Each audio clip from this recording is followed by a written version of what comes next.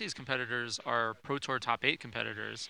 Eduardo top 8'd Pro Tour Return to Ravnica, and Ifro top 8'd 4 Pro That Tours. is correct. That has been a recurring theme here. We're at the TCGPlayer Max Point $50,000 Invitational right now, and we're in round 4.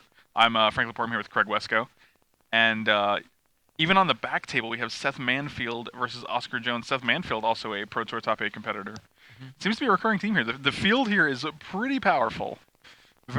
Quite a good amount of powerful wizards here today. Yep, and Oscar Jones too. Look at this old school. This is There's the first old school Thoughtseize I've seen today. yeah, is that a foil That for looks like a one? foil too. Spared no expense. Yeah. Ifro on Mardu Dragons. Yes.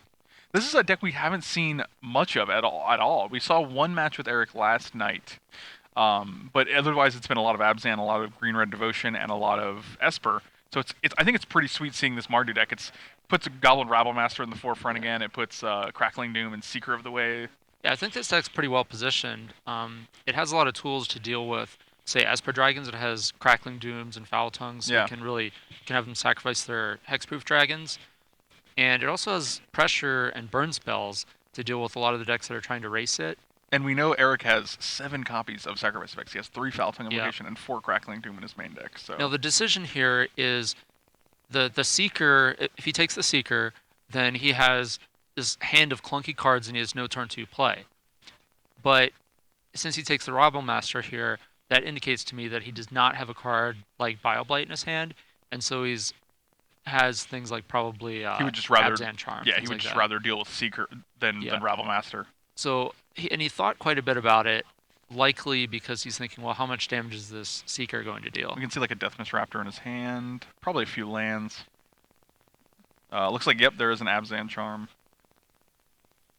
Abzan Charm being the easily the most powerful and most played of the charms. Just drew an Elspeth, also has a Satyr Wayfinder in his hand. Yeah. So he wants to do this in case he finds a tap land. You definitely want to play this guy first. And he did. Yep. Well, does he have a tap land in his hand? Well, Eric will never know. Yeah. Oh, he just takes the planes. Yeah. Interesting. So he's going to take. That means he has another tap land in his hand. So he's going to play the tap land this turn. The next turn he wants to have the on-tap land. So he probably has like a Siege Rhino or That was something. a very quick bottom. Yeah. Definitely did not need it.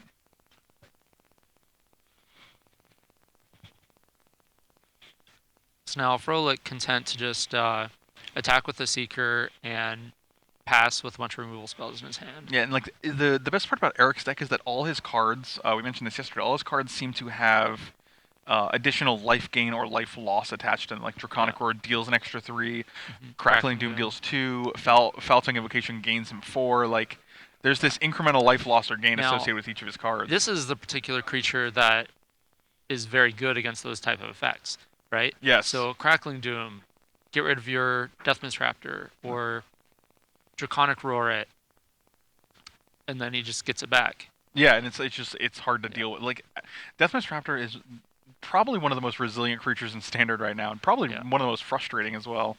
Yeah, for this type of removal spells, yeah, you want to be able to exile it with something like Abzan Charm, Yes. or have an Anafenza in play. But for a deck like Eric's, he has no real exile effects, so he's just gonna have Yeah. to be content to make him sacrifice it, and And he hope correctly that it doesn't come identifies back. that he's in a race situation, so he waited so he could untap and cast the Draconic Roar to get rid of the blocker. It looks like Eric drew a Stormburst Dragon, but does not have a 5th land, but that does make his second Draconic Roar in Yeah, hand a 'cause little bit better. he wants to gain life off the Seeker, so then the at some point, if things go badly for Eric, it's going to turn into a race situation where his life total is going to be a resource that can buy him a whole nother turn. Right. So that's why the life link, even early on now, can become very important later on. Hero's Downfall on Seeker. Because we're gonna start seeing Siege Rhinos facing off against like dragons, and so they're just gonna be attacking past each other, and the Rhino's gonna gain life and have the opponent lose life. I mean, looking at Eric's hand, he has Crackling Doom, which is 2 damage, Draconic Roar, which is 3 damage, and a Storm Breath, which is hopefully 4 damage. So that's 9 damage. I mean, and Eduardo's a 12. Like, that's a good amount of pressure. Yep. Looks like Eduardo still needs. He's got the Windswept Heath for that Elspeth. He also has a Hero's Downfall.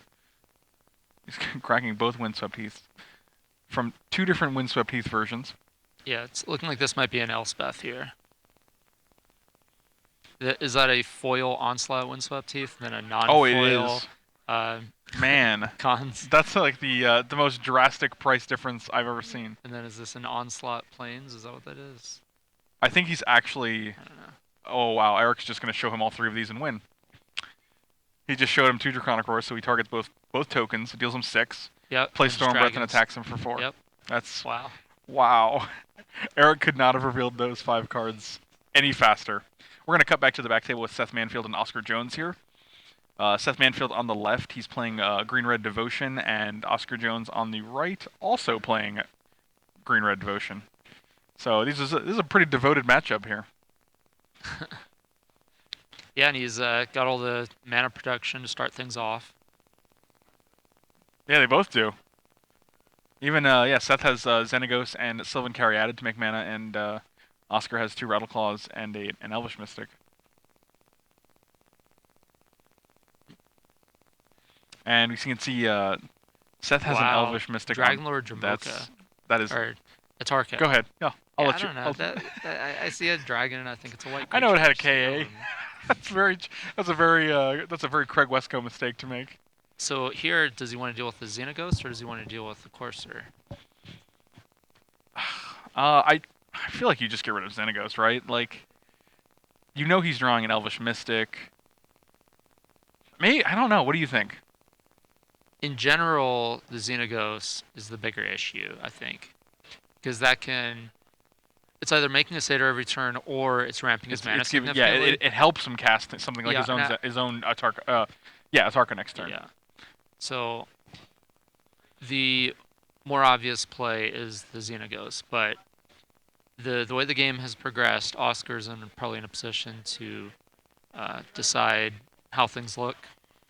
Yeah, He if you might cut know him off with something the about the Xenagos, he matchup. only has 4 mana. If you leave the Xenagos on board, he has 4, 5, 6. So, presuming he kills the Courser of Krufix. I'm not sure what that face down card is. Is that I think that's Seth's hand. Maybe. Nope, I no? think that's his hand over here. If that's a manifest, let's make sure we can get a. No, I don't. There There's could no be a card. morph as well. What morphed? Well, you're right. I don't know what it is. I don't either, actually. I just know he has Just a no stray graveyard. card face down.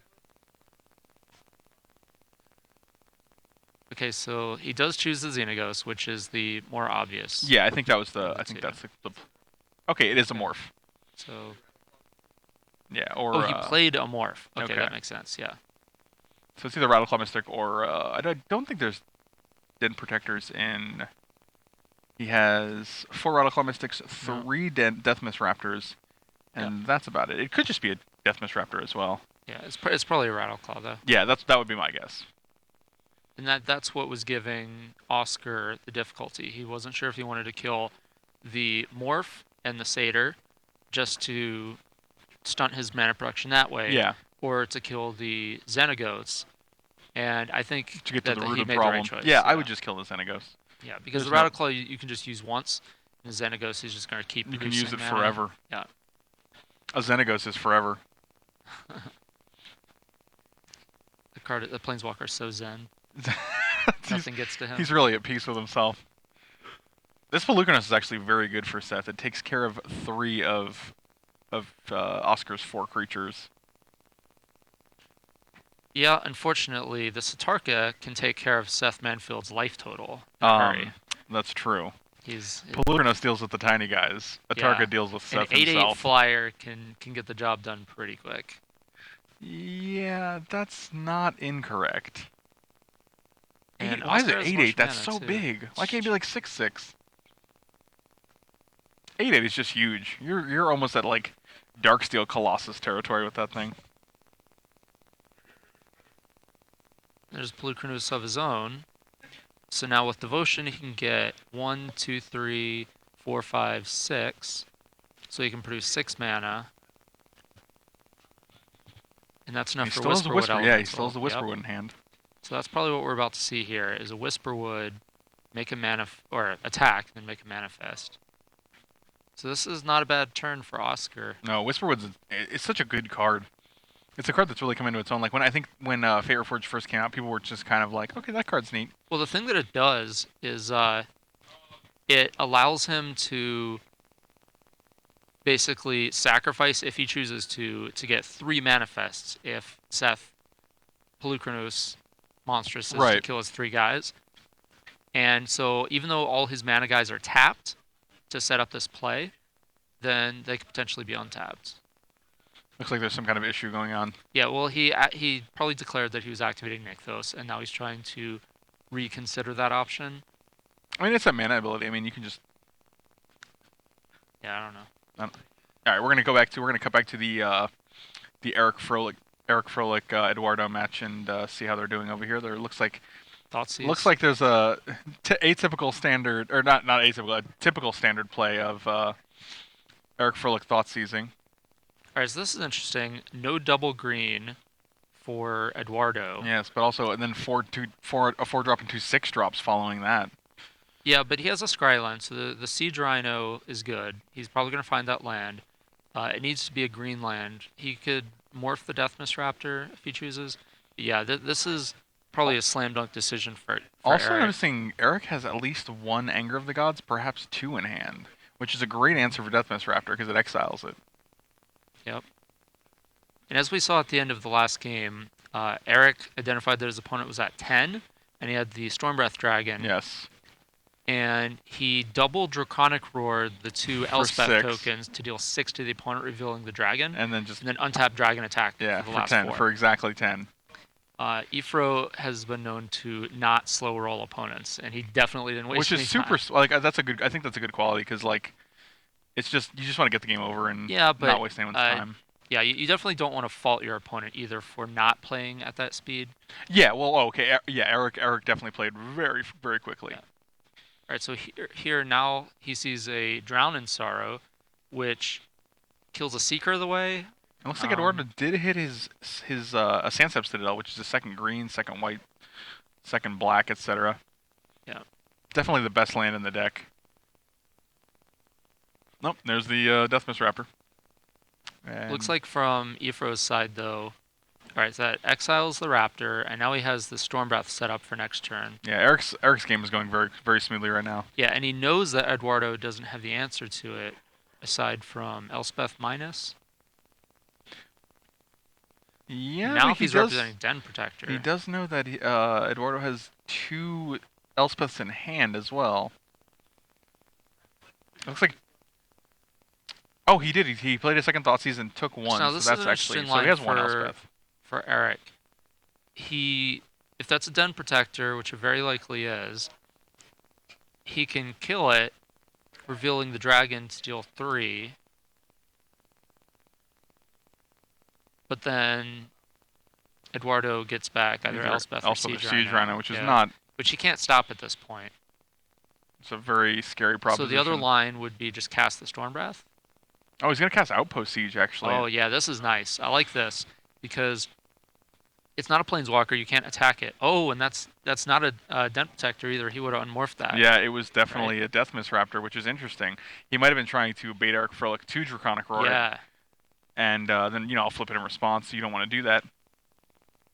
Okay, so now this play works out really well for Eric because now he's going to be drawing an extra card every turn. So now Eric has inevitability off of the Outpost Siege. So even though now there's the 6th land for Elspeth, that Elspeth versus Outpost Siege, that's not necessarily going to get the job done. Yeah, Eric. It seems like Eric would definitely be able to find ways to deal with it. Also, if Eric plays Stormbreath Dragon, he can get in for 4.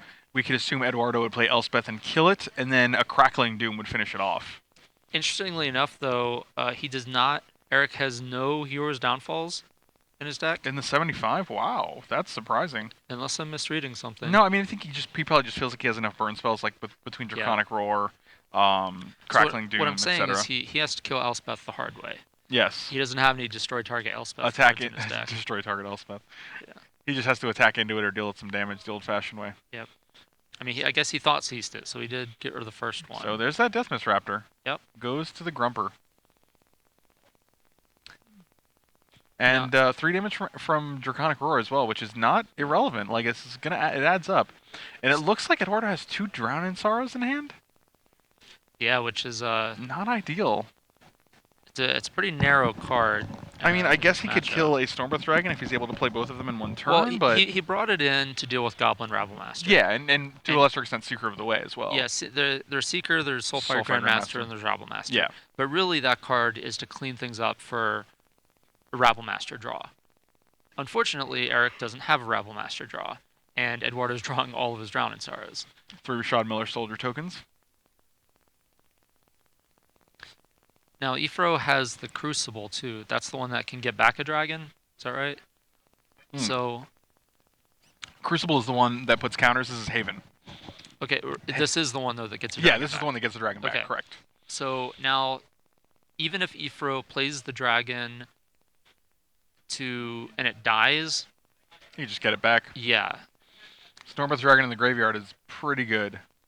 Crackling Doom. Yeah, so here it's just sack a guy, basically deal 2 damage to Elspeth. Yeah, and then he's going to just attack with Stormbreath Dragon next turn to kill Elspeth. Depending on what happens with the Outpost Siege, yeah.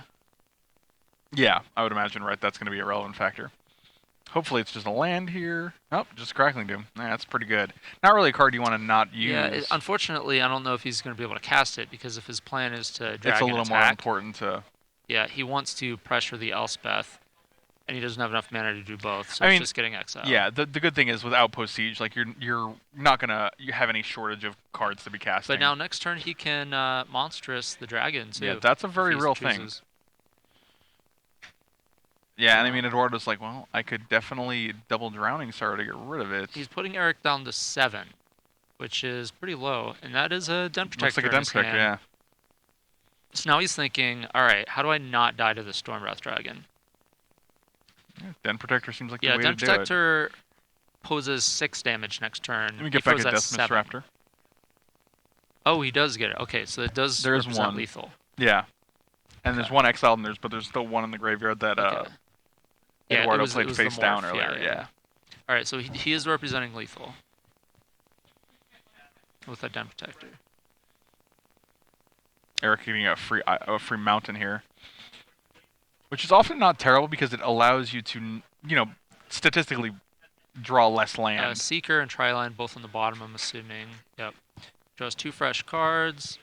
Looks like, is that another Stormbreath Dragon? Yeah, another Stormbreath and an Anger of the Gods. Oh, that's very good now. Yeah, so if he flips the Den Protector... then your Deathmist Raptor's gone forever. Yep.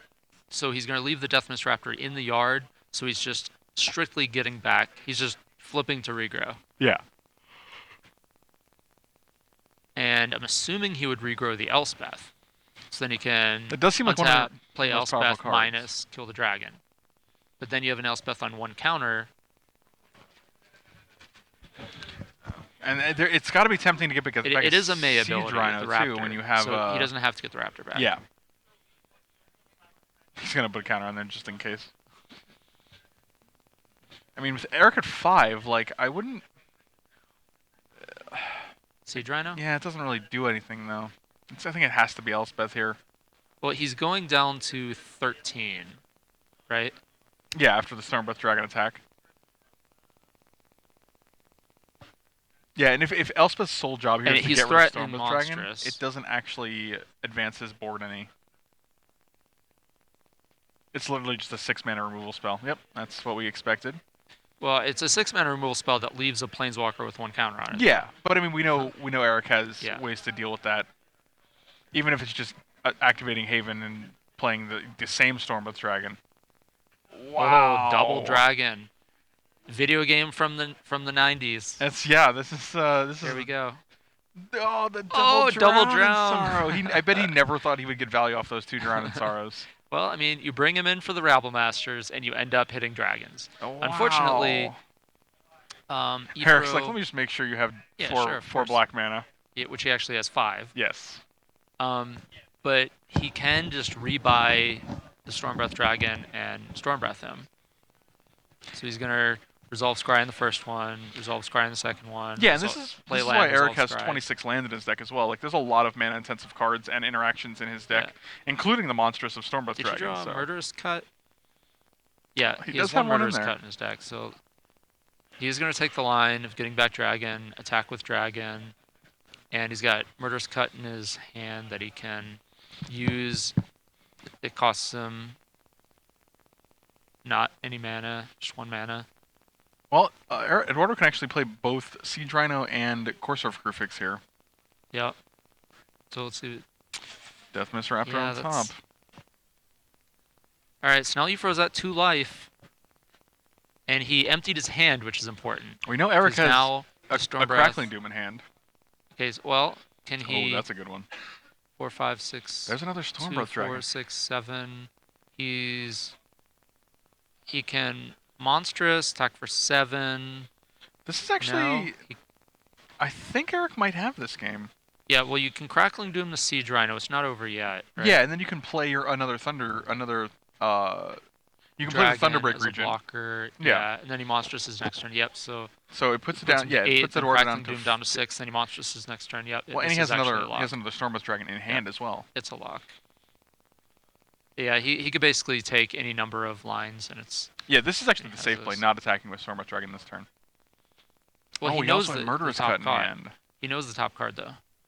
Does he have the Crackling Doom? He must not have Crackling Doom. We were mistaken. Yeah, the last card is... I mean, that does the same thing, I guess. Yeah, this line... What he's thinking is, next turn... I can just block your Siege Rhino with my Stormbreath Dragon. I can ultimate... Well, he Stormbreath gets to see the top card and see that it doesn't help him. And then kill the Courser, and then he knows that he drew the Raptor. So we know he has perfect information. So he can afford to double block. Yeah. And then he still has lethal. Or he single blocks. Yeah, you just single block. You don't even want to risk the Thunderbreak, and then you play the other dragon, attack for 12. Yeah. All right, well, Eric Frolic yesterday talked about how he didn't think he was playing at the top of his game, but I didn't see any mistakes that game. I asked Eric how he was doing it. He's 4-0 right now, so definitely does not seem... He might be in a position, depending on the pairings, he might be able to draw into the top 8 now. Going into this round, he was 12th, so he's got to be higher than that now, and... It seems like he's doing much better. Definitely if he wins next round, and he might be able to draw it next round. Oh, I would not be surprised. Here we have Seth Manfield back on the left, Oscar Jones on the right today. So now it looks like things are the reverse. Now Seth is the one with the Dragon Lord Atarka in play, and a Genesis Hider for 5. Yeah, so which is no slouch. This mid-range, Devotion deck seems real fun, actually. It seems like you could probably get flooded a lot, draw a lot of Elvish Mystics and Sylvan Caryatids and whatnot, but it seems like you're playing such high-power threats that it's pretty sweet when you're actually landing them. Yeah, Green Devotion, the one thing that Green is able to do very well is to produce mana and pump out very large creatures. Yeah. So that's exactly what this does. Unfortunately, it doesn't have any white cards, so you're probably not that interested in it, unlike the last round. I can respect a good green creature. You don't have to be nice. It's fine. If you don't like them, it's fine. We know you're a greenest. Or whitest? Yeah, well, one of the things you can definitely know from the coverage is if Craig Wesco doesn't make day 2 of the tournament, there probably aren't any white decks in the tournament. Any good white decks in the format, yeah. It's like people probably aren't attacking with white creatures. Efro has Seeker of the Way, but that's about it. Well, not only white creatures. They have to have like green and black in their casting cost as well. Yeah. So we have Oscar at 14, Seth at 20. And is this... I always see the 6, and I always think it's a 9. So I was like, oh wow, that Genesis Hydra is a 10-10? No, it's only a 7-7. Yeah. I use the term only loosely there. But yeah, so it looks like Seth is just trumping Oscar. He's got an 8-8 Atarka to Oscar's 7-7 Genesis Hydra. He has a 5-5 Genesis Hydra to a 4-4 Whisperwood Elemental. But the manifest creatures that are going to be coming are not irrelevant. Let's just make sure we can get some manifest tokens on those so we know what's going on. There we go. Yeah, I was watching Adam Yurchik play a little bit yesterday. He was also on this green-red devotion deck. And these boards would be like super clogged with all kinds of things going on. And it would usually just come down to who had the Atarka was attacking. So yeah, it seems like 8-8 flyers is just like if you can get that. Yeah, and the 8-8 flying dragon is on Seth's side this time.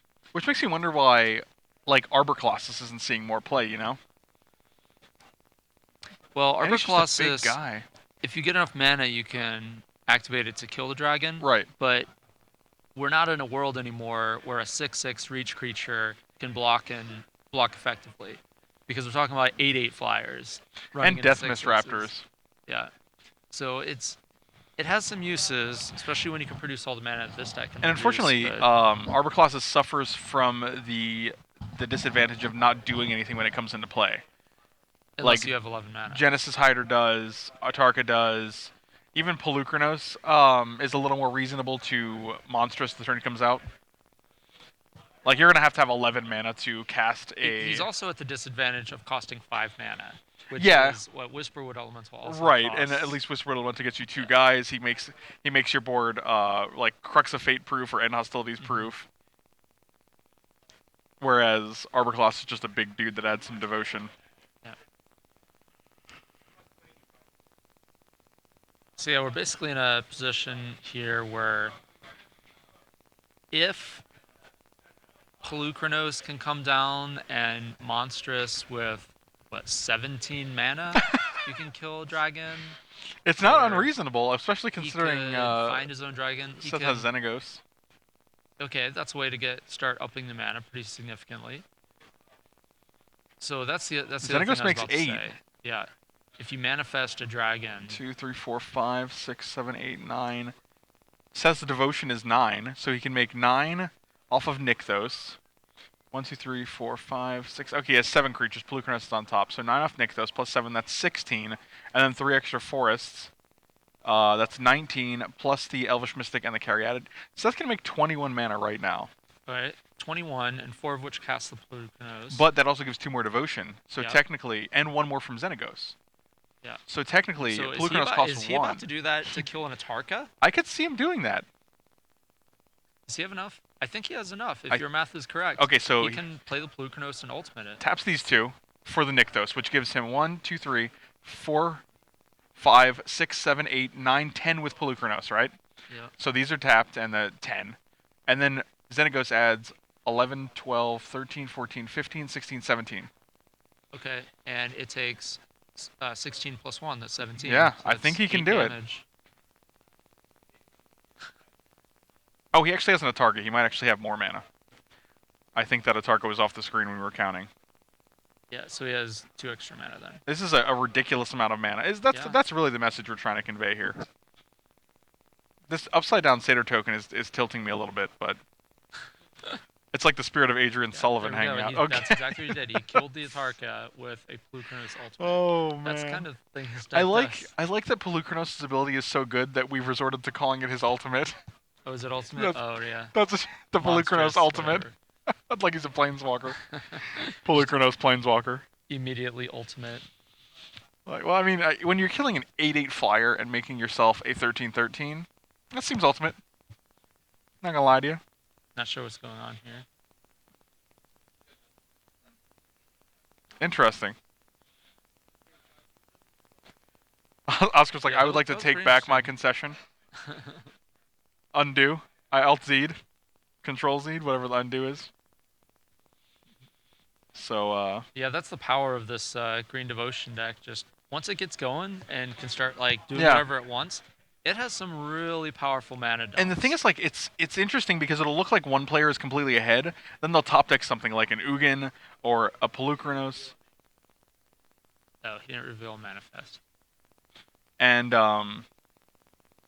Which is not a game loss anymore. it's It's just a penalty. it has been changed. Yeah, it's just a warning. So, unfortunately, or fortunately, Seth will not be suffering too bad for that. No, it looked like it was Oscar that. So it was a manifest from. Oh, it's Oscar's manifest. Oh, because of the Whisper Elemental. That's correct. Okay. And also, TCG Player Direct is a new, relatively new offering from TCG Player. It's if you guys are purchasing from TCG Player, we have over 100 vendors, and if you select from multiple of them, TCG Player Direct allows you to get all of your product in one convenient second graded package. Like, it will grade it a second time for you with certified grading. You get perfect delivery guarantee and free shipping. So if you guys are looking to make multiple purchases on TCG Player through several vendors, hit up TCG Player Direct and get it from in one convenient package.